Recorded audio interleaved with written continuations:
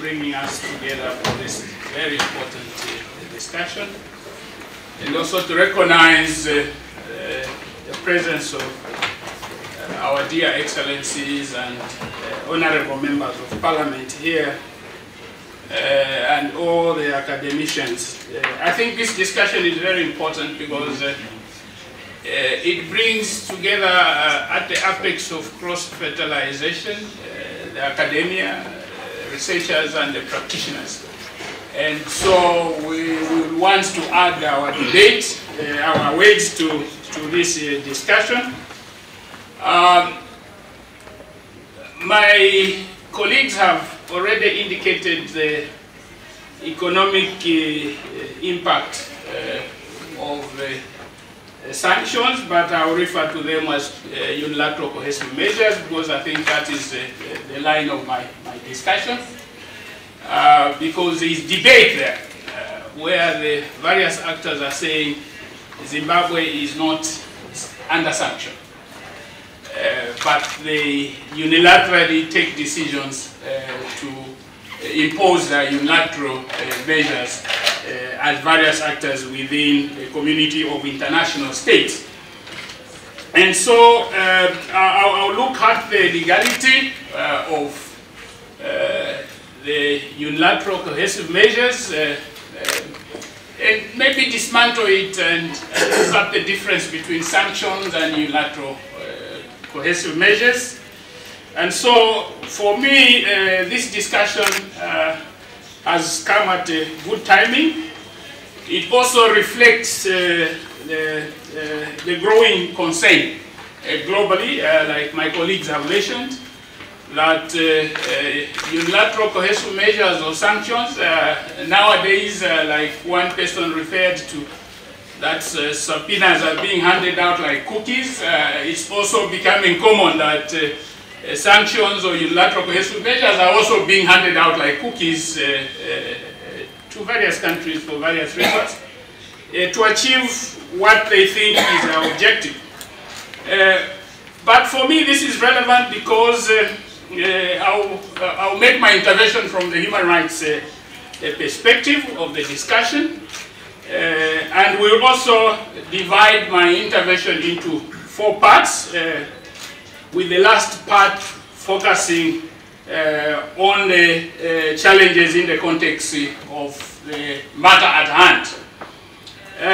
First, we look at the unilateral cohesive measures as a concept, and also look at it from the legal framework perspective, and also the challenges that come with that. And then we ground it in international human rights law and international law, and see whether the actions of various actors in history and today are in conformity with the good behavior of every member of the international community, as is supposed to be the case. And then we'll also look at the impact, which has already been referred to, but I'll look at it from the human rights perspective and see what exists there in the debate, and also link it to the threat it poses, especially to peace, global peace and security, in particular terrorism and other international threats to stability. I'm also delighted to say that the objective of discussion, I think, is to provide a platform for the exchange of views, and with a focus on Zimbabwe, on the impact of the application of unilateral cohesive measures in relation to human survival and human dignity. Dear colleagues, first, I want us to emphasize the fact that I think in order to address this matter, we need to be as practical as possible and to answer relevant questions. For example, whether unilateral only encompasses cohesive measures applied by a single state, in this case, to bring about a desired change in their view, which they think, or should it include also cohesive measures by regional grouping without Security Council clearance, and at the same time also with a mandate from the World Trade Organizations. I think those are the two things. And in the case of Zimbabwe, we are very much aware that there are countries that have unilaterally imposed sanctions or unilateral coercive measures without passing through the UN Security Council. And in our view, cohesive rather than sanctions, and therefore the next question is whether the two terms should be considered synonymous, sanctions and cohesive measures. Now, the other question again is whether Africa would accept the connotation of cohesive measures as being a halfway house. A halfway house meaning that it does not fall within the legality of the global jurisdiction on which authority rests. And in this case, the UN Security Council.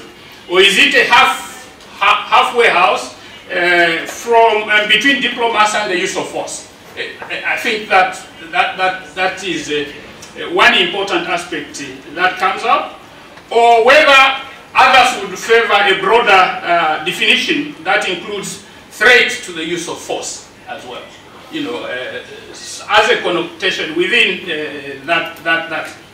But lastly, the other question whether this discussion should consider or discuss is how to minimize the adverse effect on what my colleagues have already referred to, economic, livelihood, health, education, name it, or whether it should question the legitimacy of such measures. And I think this is a debate, and I'm going to focus my intervention on the legitimacy of these measures, which then disrupt the economic activity of the countries. I wish to note that the impact of unilateral cohesive measures, dear colleagues, has been addressed on various occasions in relation to the three pillars of the work of the United Nations. Now, pillar number one is peace and security. Pillar number two is development. And pillar number three is human rights. Now, I wish to highlight, for example, the number of United Nations reference documents that could be helpful in our discussion on the basis of our discussion, and also including other thematic studies on the impact of unilateral cohesive measures on the enjoyment of human rights. For example, rights to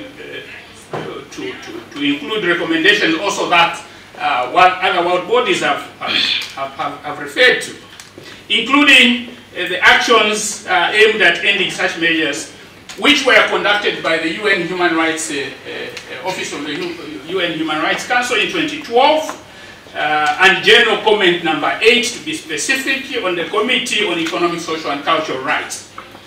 And also, there was a working paper presented to the Subcommission on the Promotion and Protection of Human Rights on the adverse consequences of economic sanctions on the enjoyment of human rights. And these were all submitted to the UN Human Rights Council.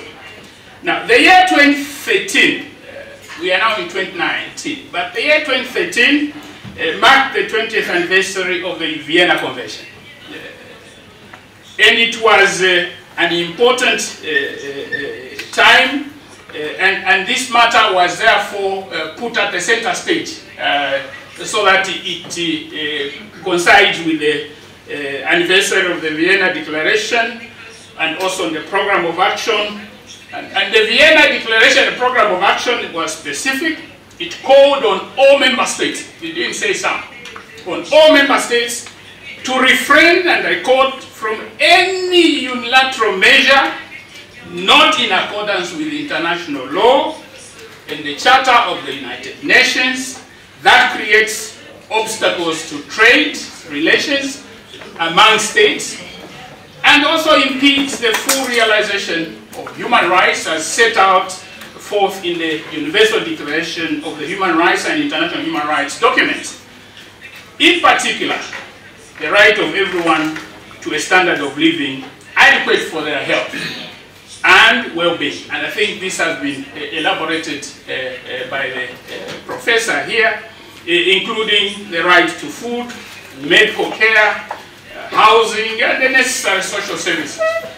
But the cardinal point is that the drafters of the Vienna Convention, maybe some could be here, the Vienna Declaration had put people, and I emphasize, they put people and their rights at the center.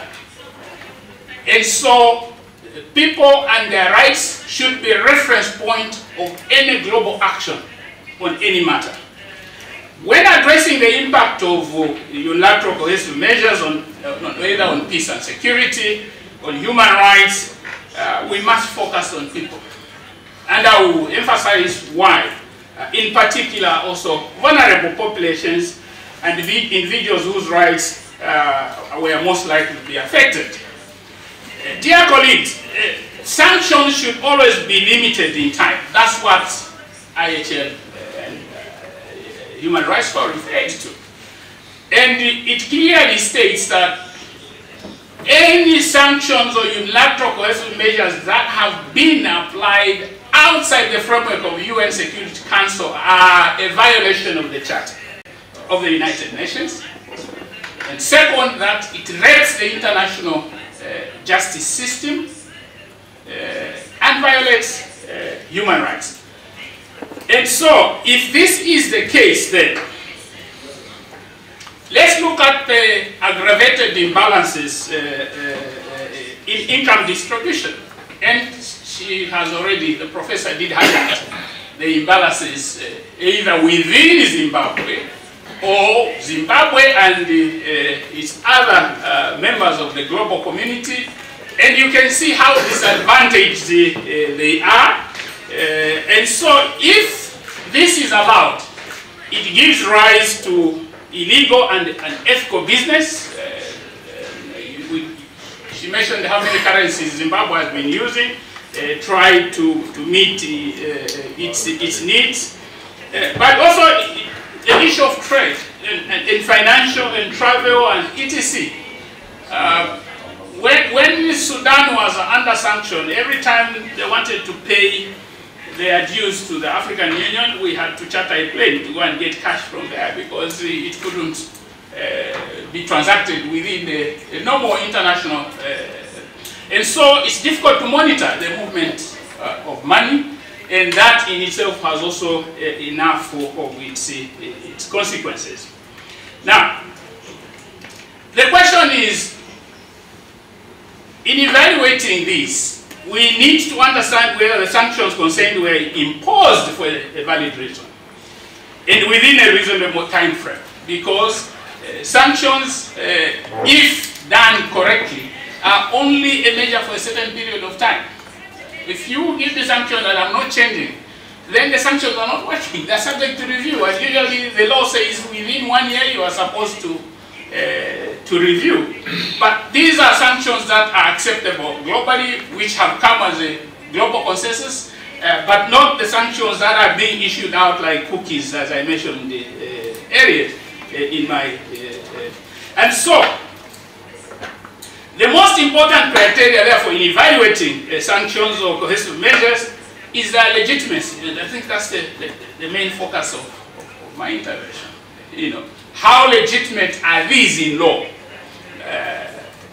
You know, and referring to the various bodies of law that we have put at our disposal for ourselves. And so, and also the effectiveness of these. In this regard, I want to emphasize that there is more than 80% of the population that are under unilateral coercive measures in some countries, if we group them together.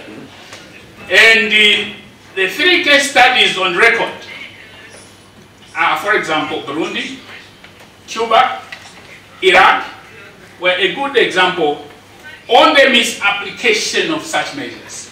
And the studies are there to justify. When you are discussing with academians and policy makers, I think it's important to have empirical evidence to support this. And these studies were conducted by the UN Human Rights Council. And therefore, the effects of these measures had to be evaluated on interviews. Not more than 1 year maximum, and their impact on society. Let's take, for example, Zimbabwe. 2002, when they started appearing. From 2002 and now is about 17 years, isn't it? 17 years. What's the population of Zimbabwe? She gave us the population. What population of Zimbabwe is under 20? Okay, and we say 60% for argument purpose, or 70% because it's a youthful country. And those people were not there. Were not there at the time those decisions were being made, having evaluated that some people had wronged the international community. They were not there. But they are suffering the consequences of actions done by others who are not there. For example, President Mugabe is not there, may he so rest in peace. But what are the principles of law? The principle of law is that I cannot be arrested for an offense committed by my father or my mother or my relative. I must be the direct offender in that case. And so the argument on these measures is that these measures are intended at people who were not there and they are unable even to exercise and realize their full potential to contribute to development at national level and in their countries. And this is a very important question, right? A child has a right to education. They can't have education in Zimbabwe because it is perceived a grandfather committed an offense and therefore you have to pay the consequences, you have to pay the price.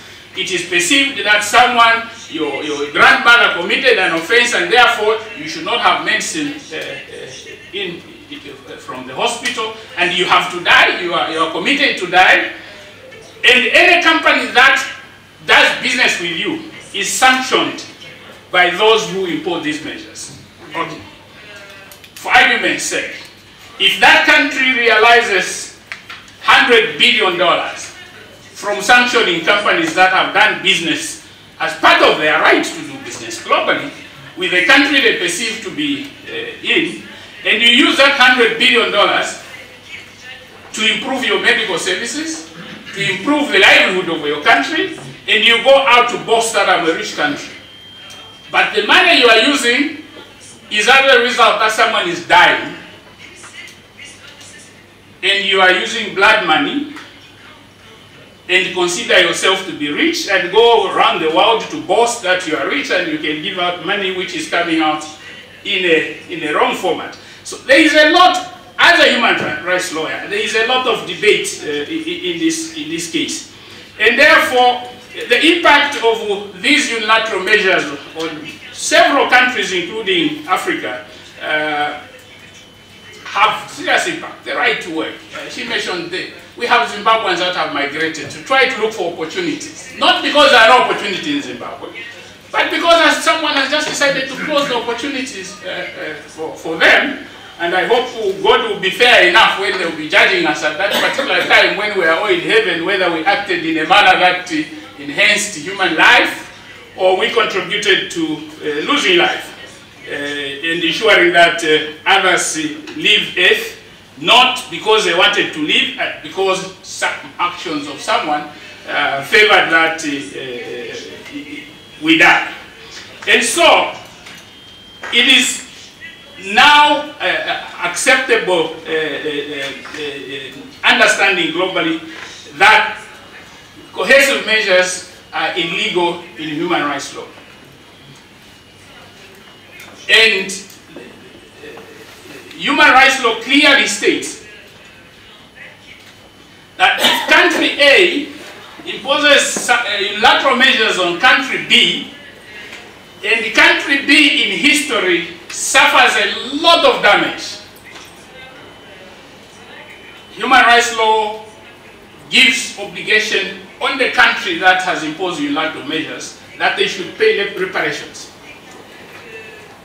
for causing that. They are held responsible. The human rights law holds those who impose unilateral coercive measures responsible for the consequences of their measures in that particular country. Degradation in life. Instead of dying at 60, people have to die at 20 and die at 30. So human rights law provides that you are held responsible.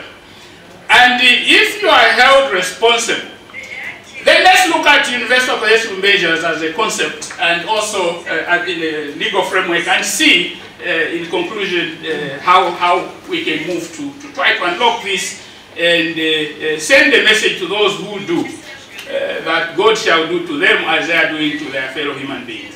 And therefore, it's important to note, colleagues, that unilateral coercive measures are always applied without safeguards.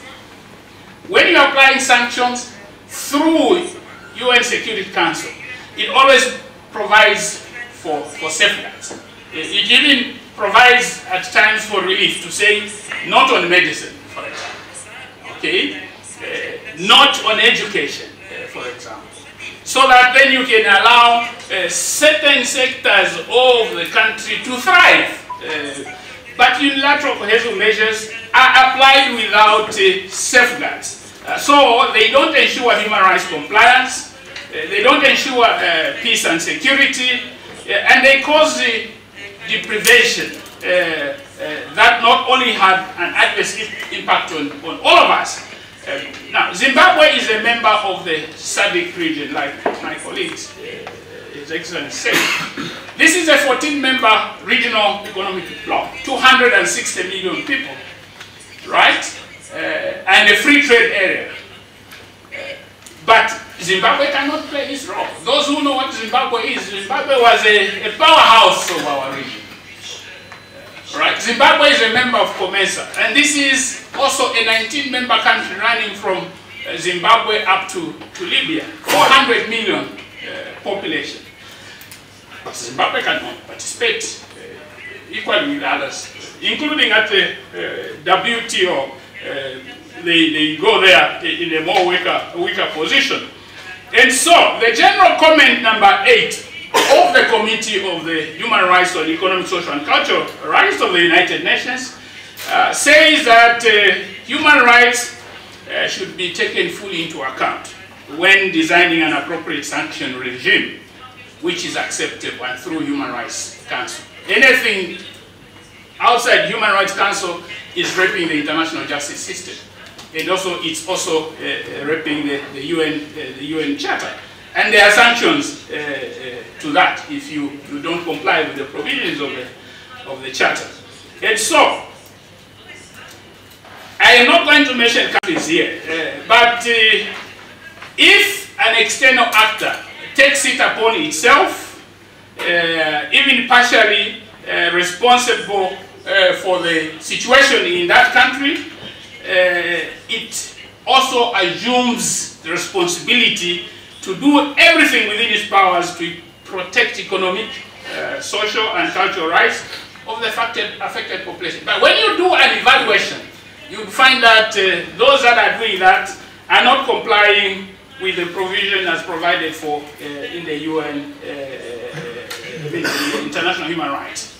And so, it did not appear in the Charter, for example, but citing the human rights study of the UN Human Rights Council, which I want to note in 4 characteristics, that is, the reference number is 206, on unilateral coercive measures. It says, and I want to quote, 1, that those applied by states, those that are comprised primarily but exclusively on economic measures, and those applied to states or individuals who were able to decide on the policy of the state, and those aimed to change policy of a target state. Now, these are elements, okay, which in sanction you can use to justify.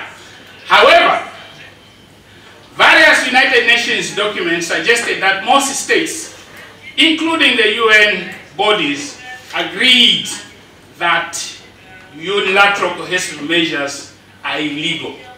And I want to emphasize, they are illegal in law, even though means of pressure and influence were still used. In order to minimize this effect, the country that is taking that must have responsibility. I traveled one time to the US with a Sudanese student when they were under sanctions. And the child was doing his postgraduate. And at the airport when he arrived, he was carrying in his bottle soil, which is required to do his practicals there because he had gone home for studies. But at the airport they said you can't enter this because your country is under sanction. Soil. And the child was devastated because his opportunities to succeed in that education was completely curtailed at the decision of that airport. But we had to argue, calling various actors to justify honestly that this is going for science.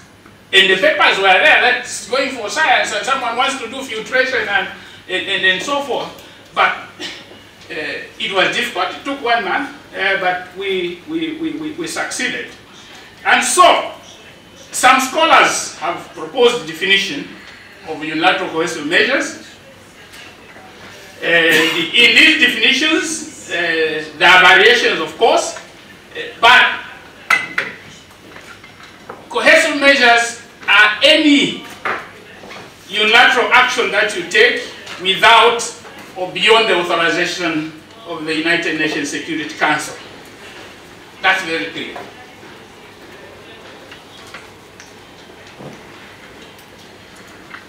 In addition, international law and human rights law also has an effect on this. And it says that the sanctions must always be applied within international law and human rights. The European Union, for example, restrictive measures to implement UN sanctions on what they call autonomous basis is also referred to as unilateral. And so the arguments are quite huge. The consequences are massive. But what do we do then? As a group of community of states, and you are only part of the community of states when you behave well, in accordance with what we have prescribed for ourselves. All right? We saw recently that one country was saying we are extending the sanctions on Zimbabwe for another year because they are not allowing people to demonstrate freely. And that free means that destroying property. And this has been our difficult challenge in Africa. They were saying, allow free demonstrations. Under difficult we have allowed, but where property is threatened and life, again the government has a responsibility to protect. But look what is happening now. Where are the demonstrations now? You can start from Paris and go to Rome and go to Brussels and go to UK and go to Germany, go to Australia, everywhere. That demonstration. But what actions are being taken? Are those actions lesser evil than those perceived were being taken by African states? Of course, the answer is no. So, what is good for the goose, as they say, is good for, right? They are arresting people during demonstrations, others are being killed, and so forth. And that was the sin we were told to commit, including Zimbabwe, that unless you allow people to demonstrate.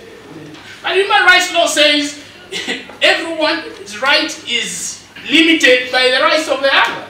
If I want to drive freely and you are blocking the road, I will have to blame the security. You are impeding on my freedom of movement. You know, you are threatening my livelihood, and so they have to take action to do this. But they are saying they are increasing. I mean, by another 1 year because this is a very important case for them. But there are also other jurisprudences on the cardinal principles governing interstate relations. For example, the Inter-American process. There is also the Permanent Court of International Justice in 2017, applied in 1927, did apply itself to this on the issue of the island of Baumas case, if all of you are aware about this. The Permanent Court of Arbitration also applied in 1928 on the Kofu Channel case, which is a case, the Nicaragua case, and also the German versus Italy case in the International Court of Justice of 1986. So the conclusion, therefore, is that unilateral coercive measures are illegal under current international law, and that their use was a digression from the rule of law. Now, what does the rule of law emphasize? The rule of law is that you comply with the law, no matter how bad it is, until it is amended. And what Zimbabwe is doing is to try to address and navigate the difficult situations, if given in detail, and I think maybe my colleague will be able to do that. It's a very sad story. And we can't be, as a community of state, keep quiet. We were in Baku some 10 days ago on non-aligned movement. And this issue, you would see countries that are suffering because of these measures. And what we did then, we said, okay, the UN is made up of how many? 169 countries? Fine. Non-aligned movement, how many? 120 countries. This is almost the second largest political space. So can we hold the national non-aligned movement summit at a time when the UN General Assembly is taking place, so that we allow them, 120 countries go this side, so that 60 countries can remain because they are abusing the system. So dear colleagues, in conclusion, I know that law is a difficult one, but these are still being codified. For example, Mexico has also requested an opinion on the extraterritorial application of the Helms-Burton Act of the United States, which is a US law, you know, but you want to apply it extraterritorial. Mexico has asked for that. You know, we are now seeing if I'm your citizen and I'm found to be doing wrong things, then you strip off my citizenship. Right? To say no, because you did wrong, we'll strip you of our citizenship, and therefore you are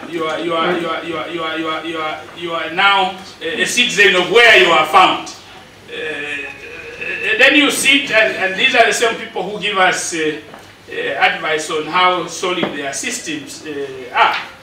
And so, in going forward, 23% of the youth in the world are exposed to the danger of these actions.